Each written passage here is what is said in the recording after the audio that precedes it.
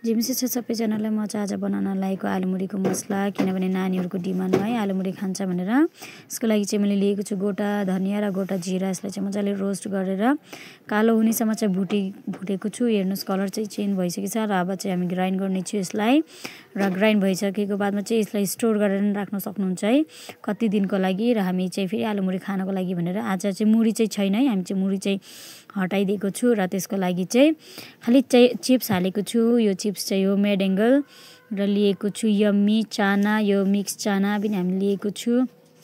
र त्यसको बादमा चाहिँ हामी एउटा गर्दै मसलाहरू नि हाल्दै गएको छु, यम्मीको मसलाहरू। र त्यसको बादमा चाहिँ यो भइसकेको बादमा चाहिँ हामीले हाल्ने छु मसलाको तेल पनि हामी हालेको छु यसमा। र लिएको छु आलु र प्याज, यसमा चाहिँ एकसाथ हाल्ने छु हामीहरूले। र त्यसको बादमा चाहिँ हाल्ने छु चिली पाउडर। र फेरि त्यसको बादमा चाहिँ मैले ग्राइन्ड गरेको थियो मसला यो पनि हालेको छु यसमा। र लिएको छु मिठा तेल।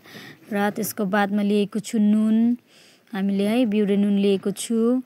र त्यसको बादमा चाहिँ इमलीको पानी, मैले चाहिँ अलि समयको लागि भिजाएर राखेको थिएँ इमलीको पानी, यो चाहिँ मैले हालेको छु इमलीको पानी पनि। र मैले हालेको छु यसमा इमलीको पानी पनि हामी हालेको छु। हालेको बादमा चाहिँ मैले लिएको छु निम्बु, मैले चाहिँ निम्बु पनि अब हालौँ भनेर है निम्बु पनि अब हाल्न लागेको छु यसमा, किनकि खट्टा खानको लागि खट्टा राम्रो लाग्छ नि त निम्बु पनि हाल्न लागे।